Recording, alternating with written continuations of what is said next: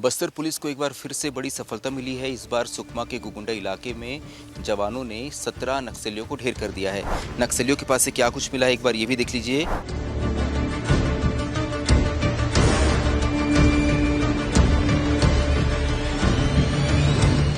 यहाँ आपको उन 17 नक्सलियों के 100 नजर आएंगे जिन्हें फोर्स ने ढेर किया है।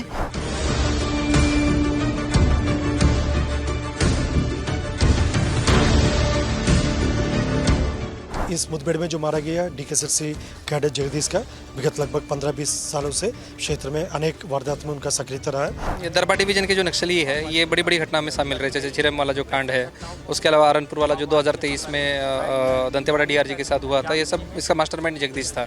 अभी भी हमारा अपील रहेगा जो माओवादी फॉर्मेशन का, अभी भी उनके पास वक्त है, आत्मसमर्पण करें। जिस तरीके से अभी सुरक्षा बल द्वारा मजबूत इरादा और मनोबल के साथ अभी काम कर रहा है, उससे उनका काफ़ी गंभीर परिणाम को भुगतना पड़ेगा।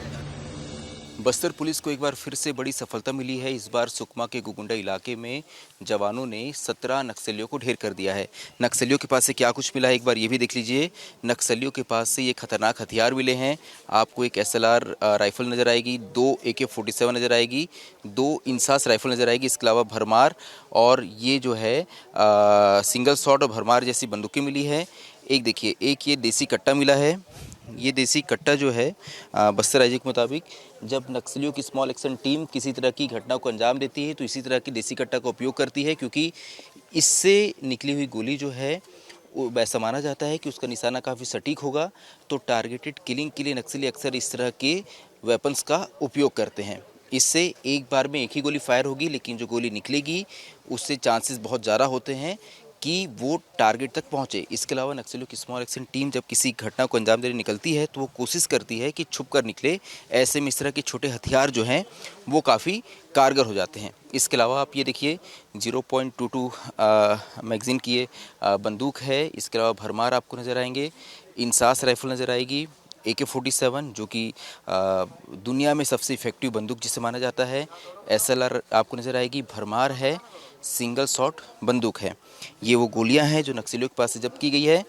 ये चाइना मेड रेडियो सेट नज़र आएंगे। संजू ये दिखाना, ये made in China radio sets हैं जिसके माध्यम से नक्सली अपने आप को अपडेट रखते हैं। ये कुछ फ्रीक्वेंसीज़ के सेट यहाँ पे आपको नज़र आएंगे जिसके माध्यम से एक दूसरे से नक्सली कम्युनिकेट कर पाते होंगे। आगे अगर आप बढ़ेंगे तो आपको बाकी नक्सली सामग्री भी नज़र आएगी।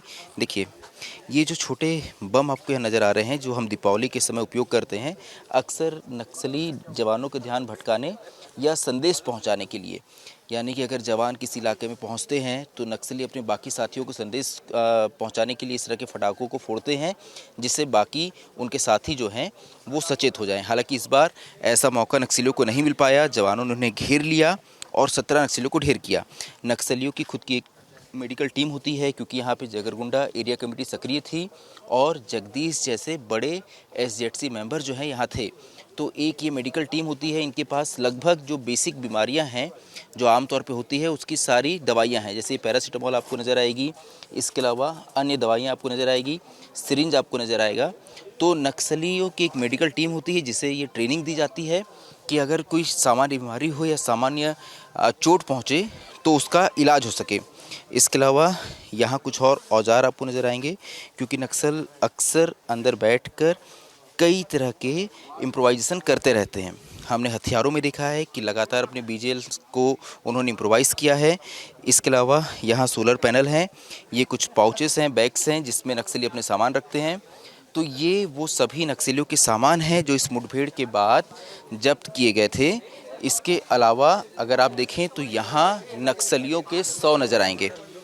यहाँ आपको उन 17 नक्सलियों के 100 नज़र आएंगे जिन्हें फोर्स ने ढेर किया है।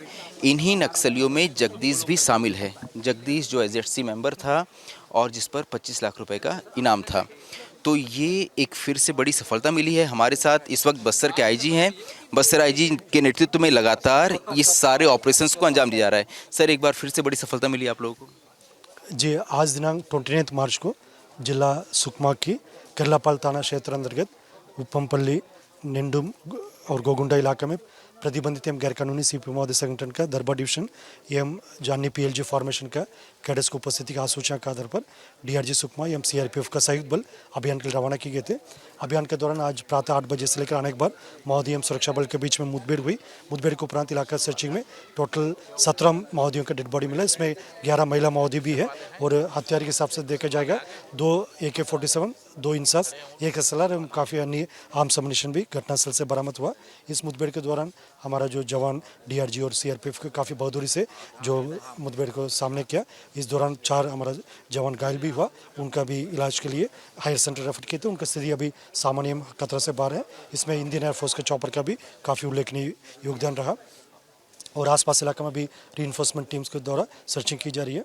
अब तक प्राथमिक तौर पर जो शनाख्ती में जैसा DKSRC मेंबर जगदीश का बॉडी और एम एक ACM रोशन का और अन्य ACM सलवम जोगी और माडवी देवा, इन सब का भी प्राथमिक तौर पर शनाख्ती हुआ और अन्य कैडर का भी अभी शनाख्ती कार्रवाई जारी है। लगभग अभी 11-13 कैडर्स का शनाख्ती होगी, शेष कैडर का भी शाम तक शनाख्ती पूर्ण होने की संभावना है।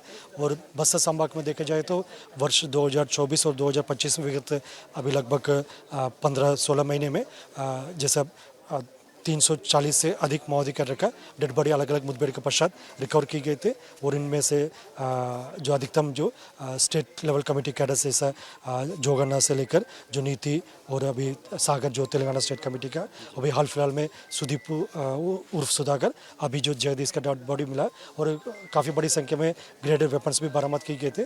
और इसमें सभी अभियान में DRG, STF, Bastar fighter, cobra, CF, CRPF, BSF, ITBP, SSB एवं तमाम सुरक्षा बल का काफ़ी उल्लेखनीय योगदान रहा और आने वाले समय में भी हमारा कार्य योजना रहेगा बहुत जल्दी नक्सल समस्या को समाप्त करके क्षेत्र में शांति व्यवस्था स्थापित करने का हमारा प्राथमिकता रहेगा। सर, जगदीश झीरम कांड में शामिल था, इसके अलावा और ऐसी कौन सी घटनाएं हैं और झीरम कांड में इसकी क्या इन्वॉल्वमेंट था, ये बता देंगे? जैसा इस मुठभेड़ में जो मारा गया DKSRC कैडेट जगदीश का विगत लगभग 15-20 सालों से क्षेत्र में अनेक वारदात में उनका सक्रियता रहा है। अभी झीरम घटना से लेकर अभी हरनपुरा ID ब्लास्ट से लेकर और भी अन्य वारदात में भी उनका प्रत्यक्ष रूप से या अप्रत्यक्ष रूप से कई भूमिका रहा, इसका कई घटना का मास्टरमाइंड रहा। इसके एग्जैक्ट प्रोफाइल और इनके ऊपर कितना कितना अपराध पंजीबद्ध है उसका डिटेल अभी थोड़ी देर में हम लोग जारी करेंगे। सर, आप लोग अब स्टेट कमेटी मेंबर तक पहुंच रहे हैं, तो ये कितनी बड़ी सफलता है अपने आप में? कैसे आप लोग की रणनीति बदलाव आया? जैसे देखा जाए तो वर्ष 2024 और 25 में जो हमारा अलग अलग अभियान का खासियत ये रहा, जो सीनियर फॉर्मेशन से जैसे दंडकांड स्पेशल जोन कमेटी हो गई, डिविजनल लेवल कमेटी हो गई और PLG कैडर्स, इनके डेड बॉडी रिकवर करने में हमको सफलता प्राप्त हो रहा है। क्योंकि पहले इन तक पहुंचने के पहले जो स्थानीय जो माओवादी कैडर को एक ह्यूमन शील्ड के रूप में माओवादी फॉर्मेशन का सीनियर लीडरशिप द्वारा इस्तेमाल की जाती और कई मुठभेड़ के दौरान जंगल कार लेकर भाग जाते, लेकिन अभी ऐसा परिस्थिति नहीं है। सभी मुठभेड़ में हम लोग सीनियर फॉर्मेशन तक पहुंचने के लिए हमारे पास अभी सफलता हो रहा है और इससे एक प्रेरित हो रहा है स्थानीय माओवादी कैडर बाहर के जो नेतृत्व का जो एक साजिश को समझ लिया। अब तक इनको एक फुट सोल्जर ह्यूमन शील्ड के रूप में इस्तेमाल किए जाते, इसको जानने समझने के बाद अभी इनको किसी प्रकार का साथ नहीं दे रहा। इन सब परिस्थिति हमारे लिए एक पॉजिटिव इंडिकेटर है। आने वाले समय में हमारा कोशिश रहेगा मतलब बहुत जल्दी इस इलाके में इन सब गतिविधि को समाप्त करके, और अभी भी हमारा अपील रहेगा जो माओवादी फॉर्मेशन का, अभी भी उनके पास वक्त है, आत्मसमर्पण करे, अपना जान को बचा सकता, नहीं तो वरना जिस तरीके से अभी सुरक्षा बल द्वारा मजबूत इरादा और मनोबल के साथ अभी काम कर रहा है उससे उनका काफ़ी गंभीर परिणाम को भुगतना पड़ेगा। ये बस्तर आईजी का साफ तौर पे कहना है कि ऑपरेशंस जारी रहेंगे, नक्सलियों के पास एक मौका है, वो समर्पण करें और मुख्य धारा में शामिल हों। ये जो बड़ी सफलता जवानों को मिली है, इसके पीछे जो मुख्य तौर पे हम देखें तो सुकमा SP हैं, सुकमा SP जिनके नेतृत्व में पूरा ये ऑपरेशन किया गया था। सर, कैसे मिली ये सफलता, कौन से इनपुट्स आपको मिले थे, कौन कौन से नक्सली वहाँ सक्रिय थे? हमें ये सूचना मिली थी कि दरबार डिवीजन के जो नक्सली है और इंचार्ज जगदीश और उसके जो साथी है लगभग 25-30 नक्सलियों की हमें सूचना मिली थी कल शाम को। उसके बाद हमने ऑपरेशन लॉन्च किया था।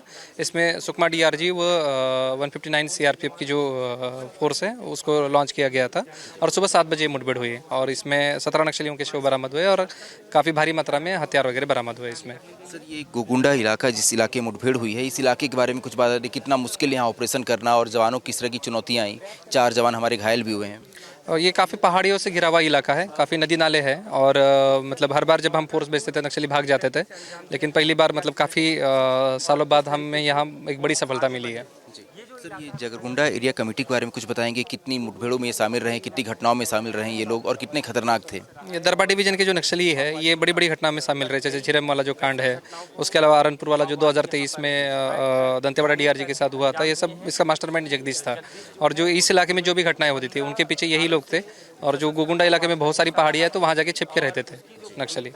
तो सर किस तरह की इनपुट मिली थी आप लोग को, इनकी क्या मूवमेंट हो रही थी और इतने लोग अगर इकट्ठा थे तो किसी क्या घटना को अंजाम देने की फिराक में थे लोग? हाँ निश्चित ही, मतलब अभी नक्सलियों का टीसीओसी और अन्य जो अभियान है वो लोग चला रहे थे।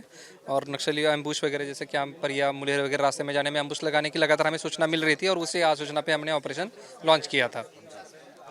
आपने टीसीओसी का जिक्र किया, इससे पहले हमने देखा है कि टीसीओसी के दौरान जो है जवानों को बहुत नुकसान होता था, नक्सली लगातार हमले करते थे। हमने खासतौर पे सुकमा की बात करें तो हमने ताड़मिटला कांड भी दिखा जिसमें हमारे 36 जवान शहीद हुए थे। लेकिन इस बार टीसीओसी में जवान भारी पड़ रहे हैं, नक्सलियों को कोई मौका नहीं मिल रहा, तो जवानों की रणनीति में क्या कुछ बदलाव आया है?